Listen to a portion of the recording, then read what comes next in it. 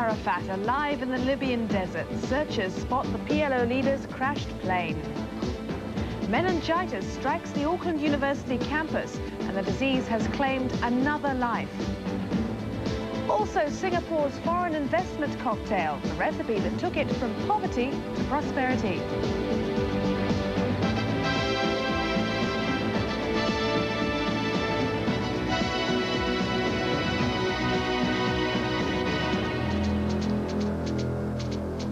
Good evening. The battle for Britain's next government is turning into the closest fight for 20 years.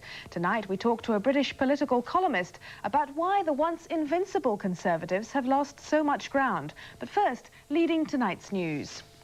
Students at Auckland University have been warned about an apparent outbreak of meningitis. It comes after the death of a part-time student. All Auckland University students and staff involved in the man's course have been alerted. Margot Chandler reports.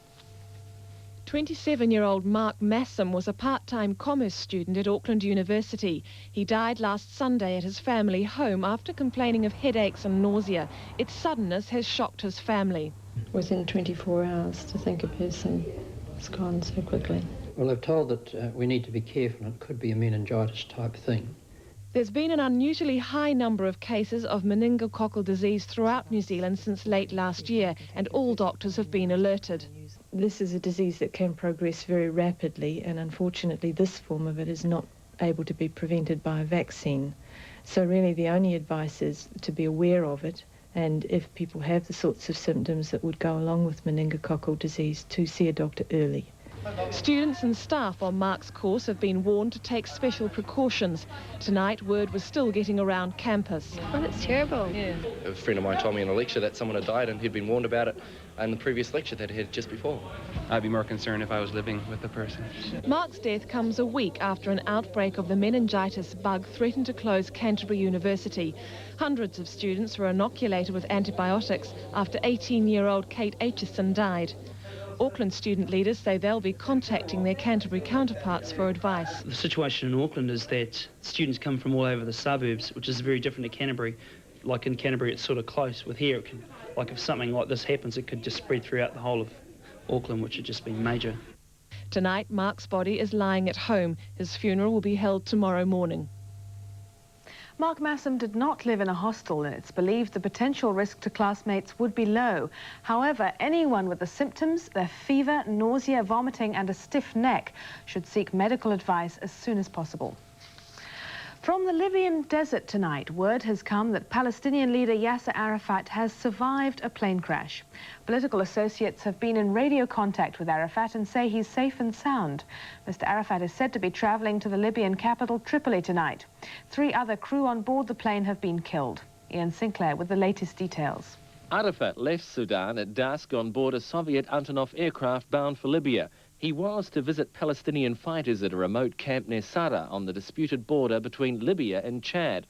But the aircraft flew into a sandstorm. The pilot lost contact with air traffic control and vanished from radar screens. 12 hours later, after the storm had subsided, jeeps and aircraft set off for the search area in the middle of the world's largest desert. The breakthrough came from a US satellite, which President George Bush approved to take part in the search. It spotted the downed plane among the sand dunes. The find brought relief for 6 million Palestinians scattered through the Middle East. Let us make peace, the peace of the bold. Arafat's chaired the PLO for 23 years and has no obvious successor, certainly no one with his ability to hold the movement together. It was Arafat who led the Palestinians from obscurity to direct peace talks with Israel. The Jewish state dismisses Arafat as a terrorist, but it was he who directed the Palestinian delegates. He's never been politically weaker than in the last 2 years. In one of his most disastrous moves, he backed Saddam Hussein's ill-fated invasion of Kuwait. But he recovered from that, and, true to form as one of the world's great political survivors, tonight he's cheated the odds once again. And just repeating, 3 crew on board Mr. Arafat's plane are reported to have died in the crash.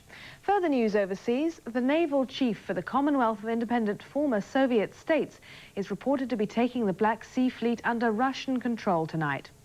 Admiral Vladimir Chernovin is said to have sacked the fleet commander who had been appointed by the Ukrainian parliament. The Ukraine believes it has legal authority over the force and tonight went into a closed session to discuss the row. All hospital pharmacies here in New Zealand will close because the government says they're inadequate to do the job. Until now, some medicines have been manufactured